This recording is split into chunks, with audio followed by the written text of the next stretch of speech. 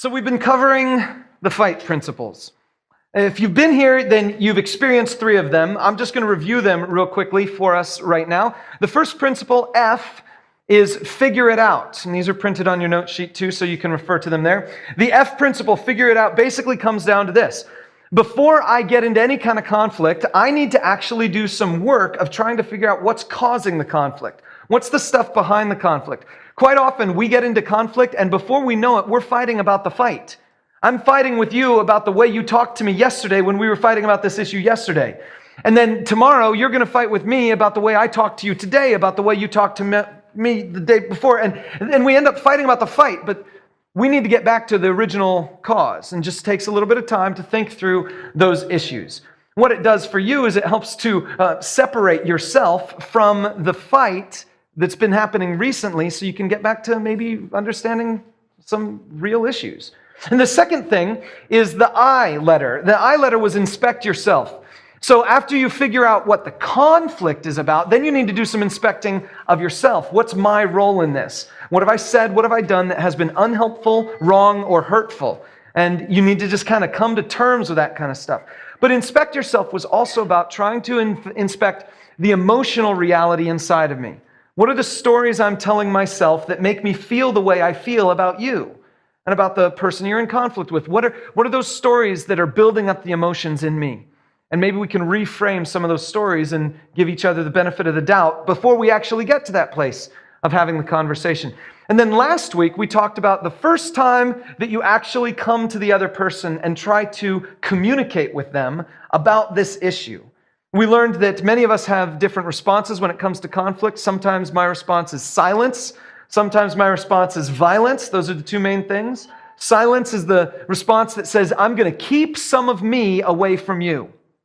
I'm going to hide some of the information. I'm not going to tell you how I'm feeling. I'm not going to tell you all the truth. I might tell you the things that attack you, but I'm not going to tell you the things that you could use to attack me. I'm not going to give you all the information, and I'm not going to tell you all of how I feel. That's the silence end of things. The violence end of things is all I want to do is have you feel as bad as I feel, and so I'm going to do whatever it takes to make you feel that way. I'm going to say the words that I know hurt you, and I'm going to be violent with my words. We all tend to choose one of those 2 things. And I mentioned this last week. There comes a point in any conflict when all the grace, it just seems, leaves your body. And you're left with that choice. Am I going to be silent or violent? And you feel like that cornered lion. And the fight or flight response rears its ugly head, and you have to make that choice.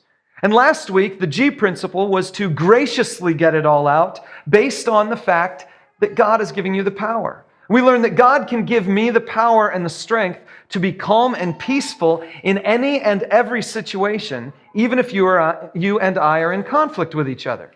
And so I can be gracious, no violence, and I can get out everything that's relevant, no silence.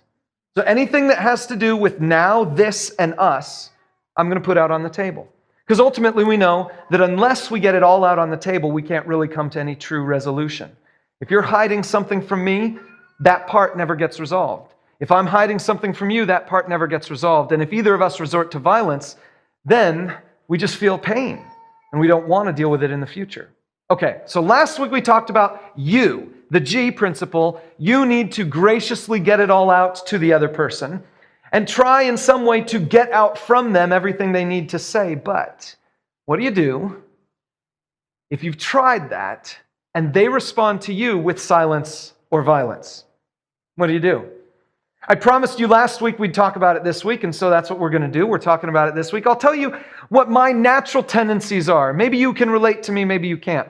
My natural tendencies are that when someone else responds to me with silence, I walk away vindicated because I've just won.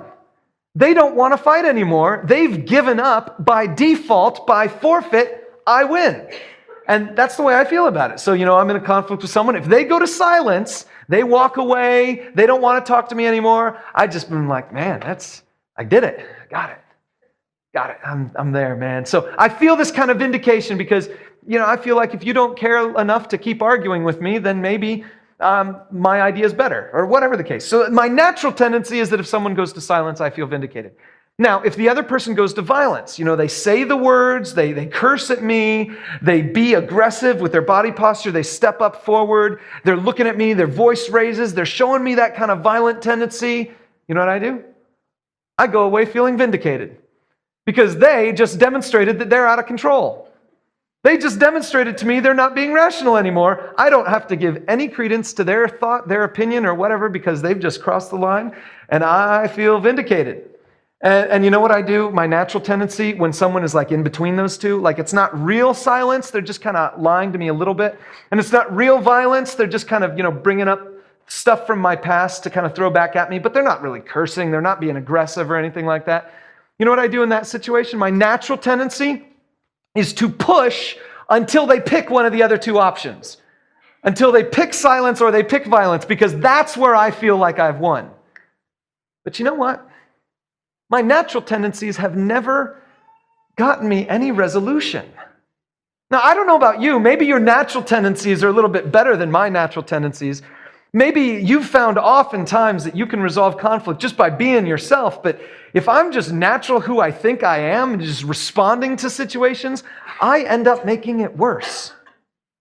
And I think perhaps there's a better way. So today, what I want to do is I want to give you some real practical advice on how to draw someone else out of the place of silence and how to bring someone back from the cliff of violence so that you can engage a conversation once again. I'm going to give you some real practical things towards the end of the message today. Very practical things that come from this book I've been reading called Crucial Conversations. It's 25 years of scholarship going into this thing, so I'm going to give you some practical stuff. But before we get there, I want to give you the overall principle. And the overall principle is described in a couple verses in the Bible that we're going to look at today. The first one is in Galatians chapter 6, verse 1.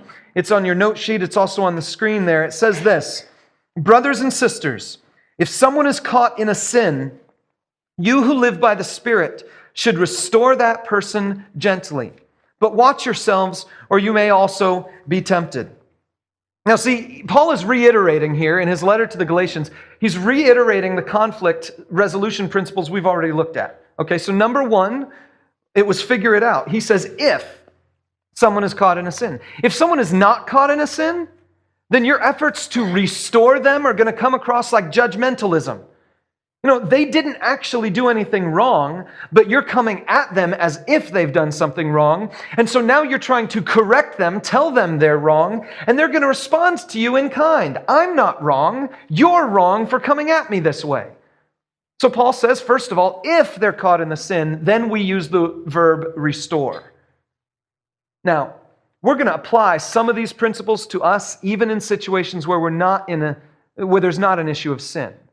And the key there is that anytime you're in conflict, it's not a sin problem, but there still is a relationship that needs to be restored. The only difference there is now it's mutual. I need to be restored to you, and you need to be restored to me. So restoration still needs to take place. So let's go ahead and keep going. The first one is to think about it, figure it out. If someone's caught in a sin. Then secondly, he says, you who live by the Spirit, that's inspect yourself. Listen, if you're not living in line with God's word, don't try correcting someone else's sin, because you're just asking for trouble. Number one, it boils down to just an opinion, first of all, if you don't know what God's word says about it. Number two, if you're not living it out, then they can just point their finger back at you and be like, hey, listen, you're not living it out. And you don't have any moral authority in their lives. So if they're caught in sin, you who live by the Spirit, inspect yourself first before you go to them. And then he says, restore them. And that's the graciously get out everything that needs to be getting out on the table. We talked about that. But Paul adds two concepts here that I find to be interesting. Those two concepts are, one, restore that person gently. And we talked about being gracious last week, but this seems to be a little bit different. It seems almost as if Paul is saying the other person needs gentleness to be restored. That I can't go at them and do any restoration unless I'm gentle. Somehow gentleness is a requirement for their restoration. And then the second piece is he says, watch yourselves or you may also be tempted. That means somehow there's a problem with me. I need to be protected in this conflict. In this situation, I might be tempted to do something that's wrong. I might be tempted in some ways that are going to take me to a path that I don't want to be on.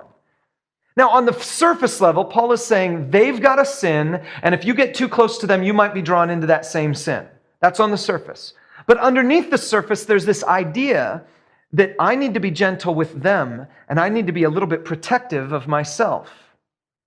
I think this applies to just about every conflict, because there's one thing that's true about you and me all the time. We're fragile. I think that's what Paul is saying. We are all fragile people. In fact, write that down. I think it's important for us to have this mindset that we, me, you, the person you're talking to, are somehow fragile. Think about it this way. If someone is caught in a sin, that sin has now broken their relationship with God in some way. God is the source of their strength.